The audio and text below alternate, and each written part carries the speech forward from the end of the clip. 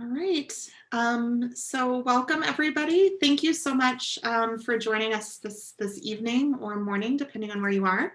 But welcome to an inside look at the MBA application. My name is Jolene Monson, and I'm the Deputy Director of Admissions here at Yale SOM. My job really is to manage the database and to actually build the application, the online application that we use. So I am thrilled to have the opportunity today to speak to you about our approach to the application and provide you with some useful insights on completing the application to the Yale School of Management. So as the title of this 30-minute session sort of implies, I am going to be walking you through our application. I'm going to share my screen and provide a quick walkthrough of the application.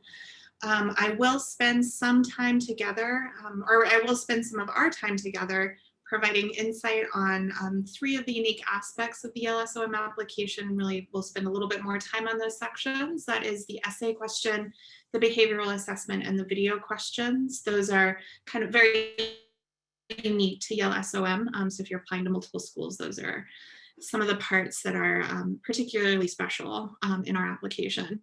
But before I start and open the application itself, I did want to share a few words around kind of the philosophy behind how we approach our application. So we put a lot of thought into how our application is constructed. And our guiding principle is to only ask questions that are relevant to evaluating your candidacy.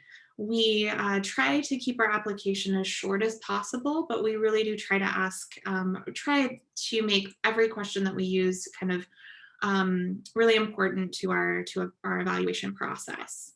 At the same time, though, we do want to get the fullest picture of you as possible. So that can be in the form of video questions, which is a way for us to hear directly from you in a sort of oral presentation environment after we've gotten a really good feeling about how you are in the written form and the various short answers and essays in our application.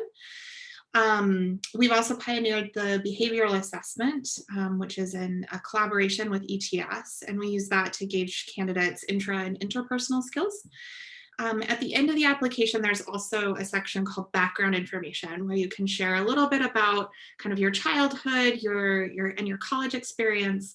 All of those will help us kind of speak more to the whole or learn more about your whole person and go beyond the traditional metrics of grades and test scores. So I did mention the background information section. Part of that section is our commitment to welcoming candidates along many lines of diversity to SOM.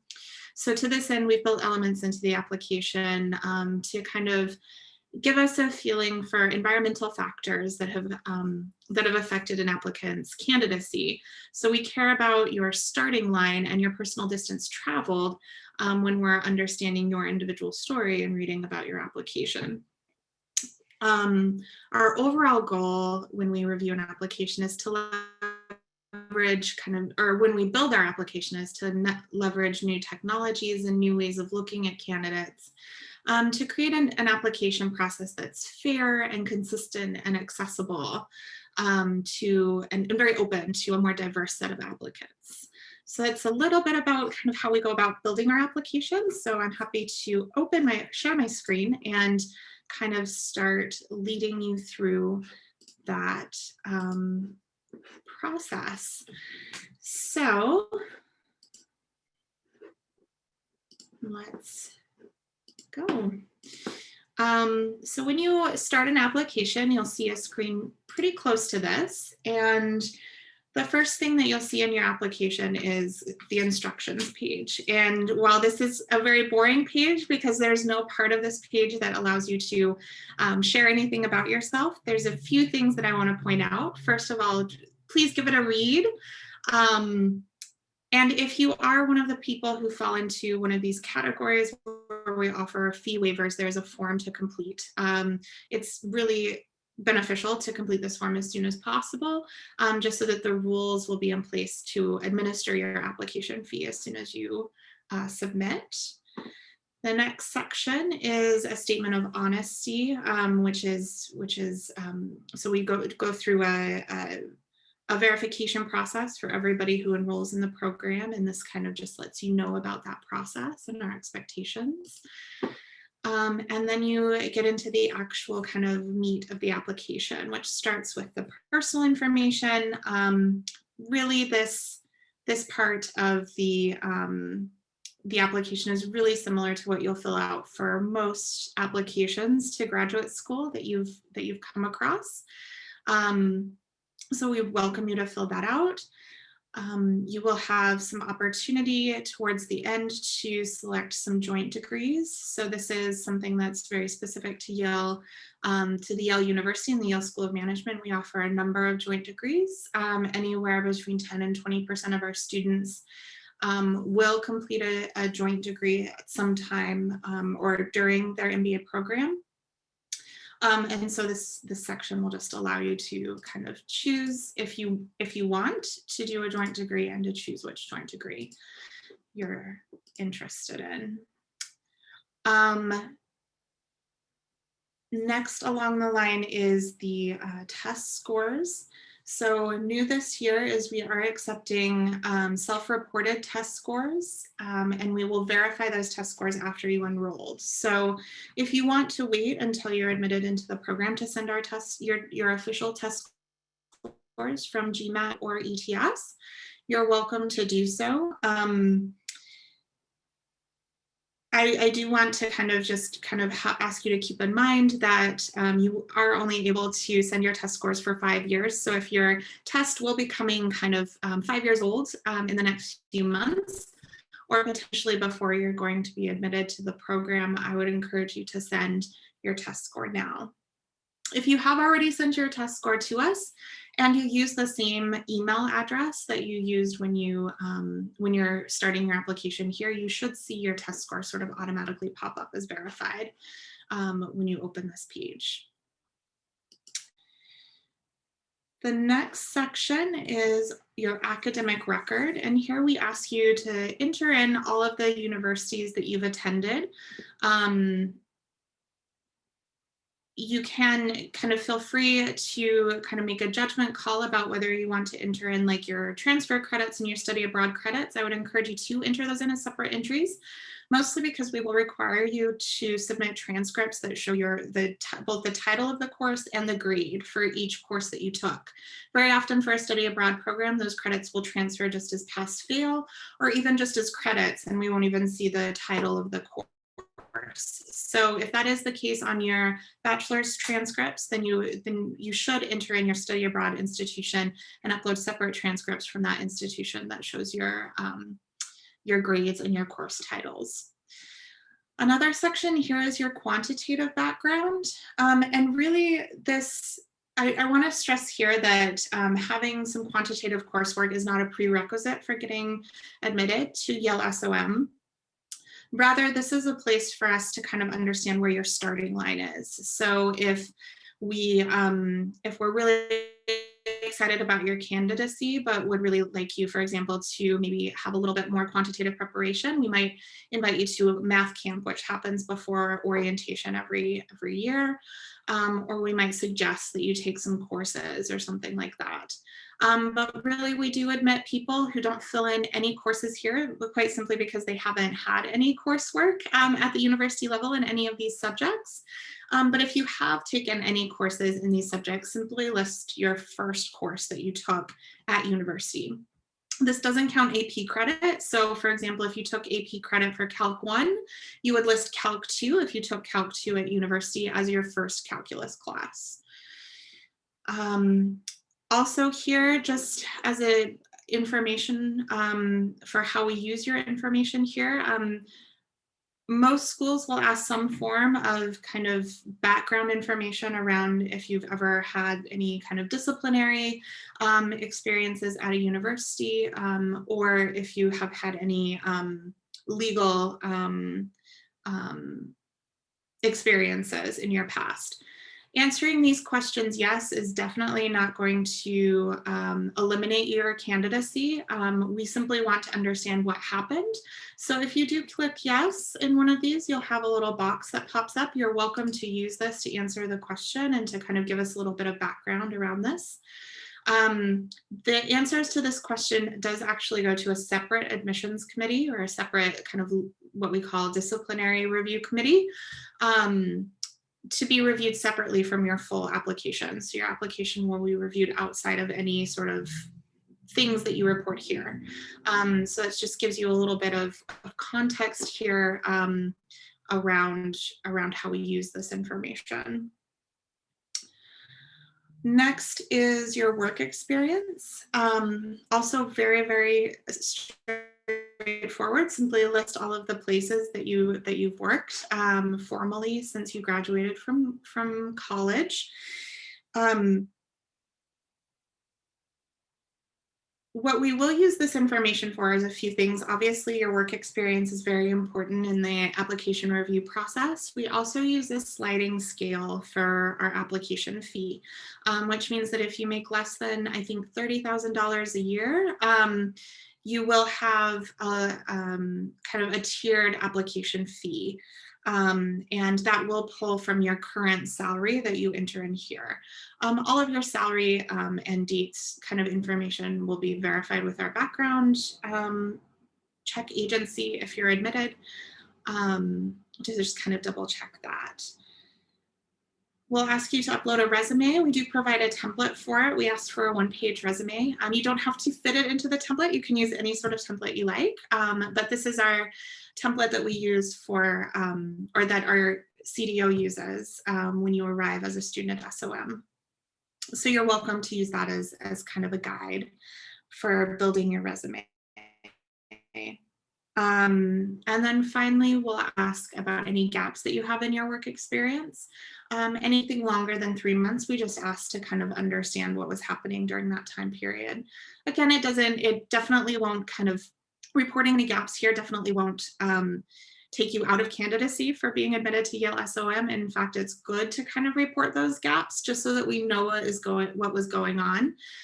It's always better to kind of explain rather than leave us guessing. And this is one of the places where you're able to explain a little bit.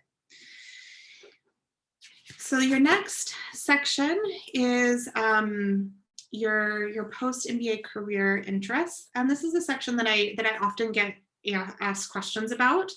Mostly because we really know that students are coming to an MBA to make a career pivot. And sometimes students are thinking about a couple different options for their career pivot. Maybe you want to go into tech, but also interested in consulting, maybe fintech, which would be finance. For answering this question, I would pick kind of what your top choice would be right now. We do understand that your plans change, but sort of give us what you're thinking about right now and kind of explain why you're thinking that and what kind of steps you plan to take to pursue that career goal. I say that we know that things will change, which is definitely true, but how we use this information is that we're using it to evaluate kind of your goal making skills and your ability to kind of review where you've been in the past and make an assessment for how an MBA can help you for the next step. So for example, if you write a little statement here describing how you want to become a professional ballerina and you think that an MBA is a really good step in order to lead you to that career goal, we're going to really question whether you really understand what an MBA can help you with and what sort of careers an MBA can help you with. But if you do write this about consulting, knowing that maybe you're going to go into tech or maybe you're going to go into finance, that's fine. We know the plans change, but we really want to evaluate if you're able to kind of understand what the MBA is and how to make that next step. Also, if you'll notice that I selected yes for a joint degree option in my personal section up here, and selecting yes there got this little box to show up, which is just a prompt to tell us a little bit about why you're interested in or planning on doing a joint degree. You've got some questions about your sponsorship, and for those who are in the military, there are a few follow-up questions there about your military funding as well, which is really just for the financial aid office to understand what your financing needs are going to be when they start working with you if you're admitted into the program. For letters of recommendation, this is where you can add your recommenders. We do ask for 2 letters of recommendation, and we do ask that both of those recommenders be above you in the hierarchy. So these people should be senior to you or have mentored you in some way. Ideally, one of those 2 will be your direct supervisor, but if you don't ask your current direct supervisor, we would encourage you to write a little bit about that in the optional statement, which I'll talk about in a minute. Um, we do, unless you have a really kind of personal reason that's personal to you, maybe somebody who is quite senior to you in a flat organization, even though they're have the same title as colleague, they've really focused as a mentor and more of a supervisory role. We would encourage you not to choose kind of people on the same sort of level of you as the hierarchy, or basically no friends or colleagues here. The next section is our activities. And this is a great way for you to share a little bit more about things that you do outside of work and school. So we do realize that we're asking for a 1-page resume, which is a lot of information that you have to cram onto 1 page. And this activity section is a way for you to share anything you'd like to share with us about any hobbies or extracurricular activities, sports, whatever you've engaged in your undergraduate studies, or after you've graduated from college that you'd like to share with us. This doesn't have to be limited to formal extracurricular activities, although it can be if you were, a member of a Division I sports team or something like that. Certainly, that's a great thing to share here. But we've also had people share things like, hobbies in sourdough baking or sewing or something like that, or keeping a blog. Like, it can be also just things that you do for your personal enrichment. It doesn't have to be formal clubs and formal club like roles. The next section is the essay. And I am going to talk in more depth about the actual essay in just a minute, but this is where you would upload it. Also on this page, if you are a reapplicant, you'll see a section that pops up to upload a statement about anything that's changed since your last application. And you will have what I've already mentioned is an optional information statement. So this is where you could upload any sort of document. It doesn't have to be an essay form. It can be bullet points or anything that you need to kind of share with us anything about your candidacy that you think you should explain. So maybe it's a semester where your grades dipped in undergraduate studies, or it's a reason why you didn't ask your current supervisor for your letter of recommendation. There are a lot of things that you just might want to help explain and to help us understand about your candidacy, and you can certainly do that there. The final section of the application is the background information. And again, I've already mentioned this a little bit. This is part of the way that we get at a variety of different kinds of diversity at Yale SOM. And it's also the way that we help understand kind of your personal trajectory and your starting lines. So we'll ask a little bit about your parents. That helps us kind of understand your first generation, if you're a first generation college student or something along those lines. We'll ask you about your high school, where you lived when you were in high school, a little bit about, were you on federal assistance or anything like that, how you paid for your college education, and if you are, if you are married or have a partner or anything like that. I do want to kind of say, though, that this page is completely optional, and it is up to you. And if you feel like the information that you're giving on this page isn't giving us a full picture, you're welcome to help us understand through the optional information section. After that, you will come up to a review section here. And if there are any sections that you've missed or sections that aren't being uploaded correctly, you'll have kind of a fail error here as a reminder where you have to kind of keep working on your application a little bit.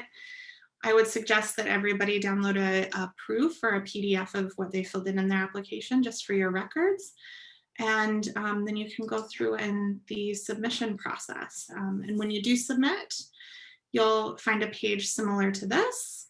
And after you pay your fee, you will have some boxes that pop up with your video questions and your behavioral assessment links to both of those.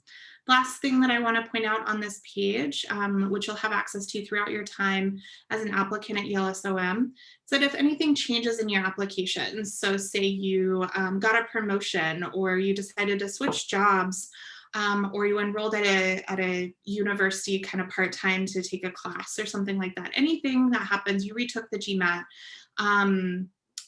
we do ask you to submit and update your application form anytime something changes. That goes directly into your file, and it does help us just kind of understand where you are, even if things change after you submit the application. So that is an application in a nutshell. Now that we've kind of gone through the application page by page, I did want to talk a little bit more just about a few parts of the application. So first of all is the essay. And we do have, so our essay prompt is what you see here: describe the biggest commitment that you have ever made.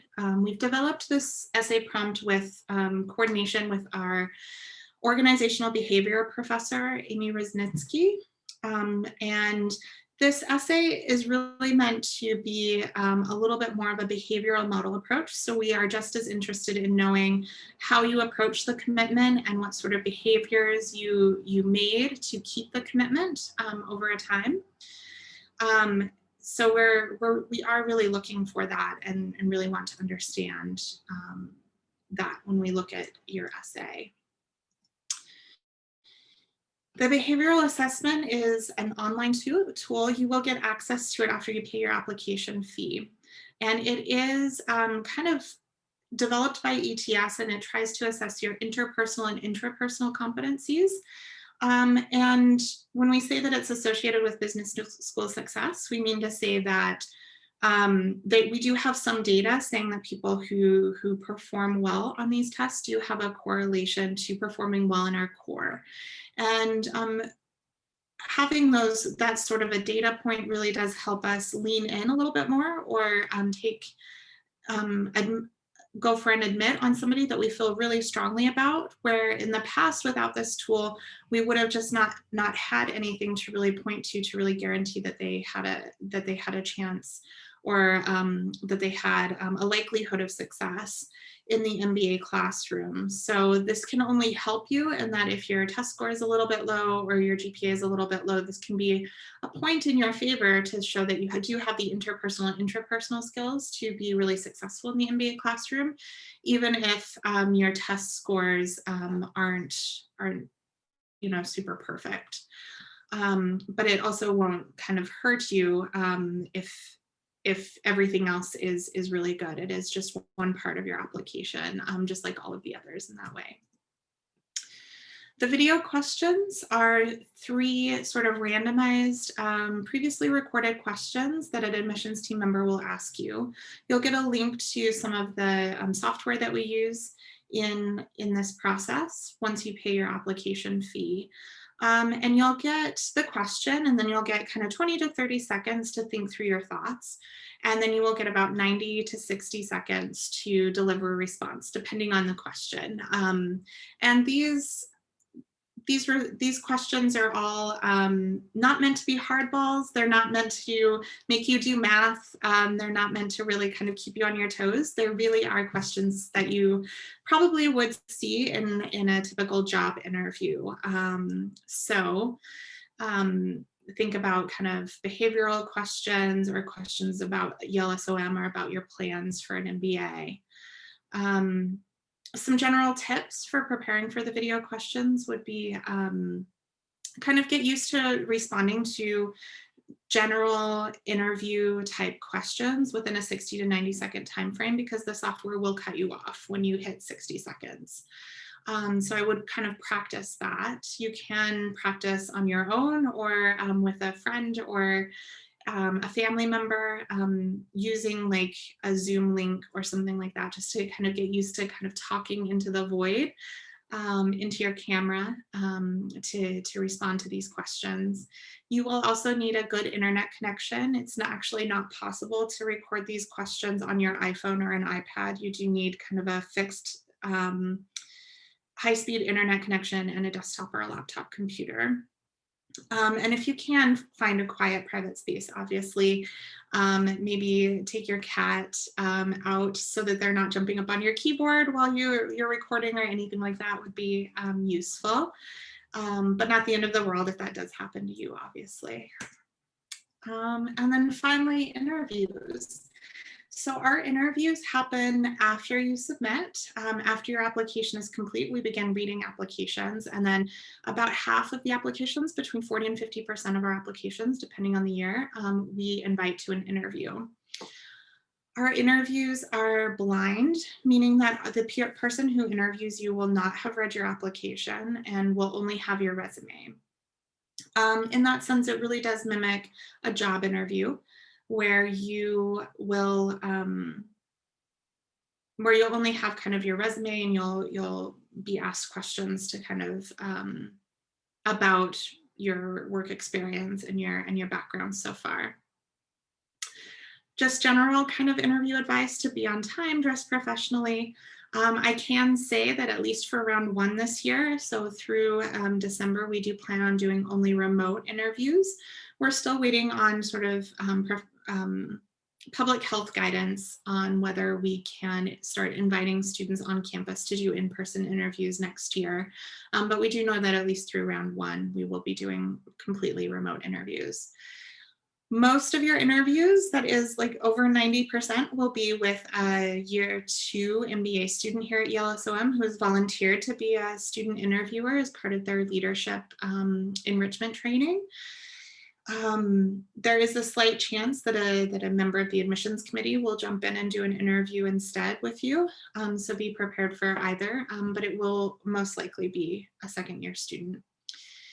That said, at the end of the interview, obviously there will be a time for you to ask questions, so be prepared and feel free to send a thank you note to whoever interviews you.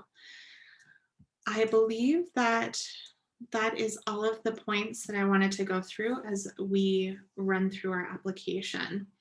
So just a little bit, I know we're very quickly running out of time. There are a few other places where you can join events to get your questions answered. You're always welcome to email us directly at mba.admissions@yale.edu. We do have an online guide that's really, really helpful. And you may have noticed the buttons to various video tips that we have also recorded throughout the application that repeat a lot of the things that I covered today.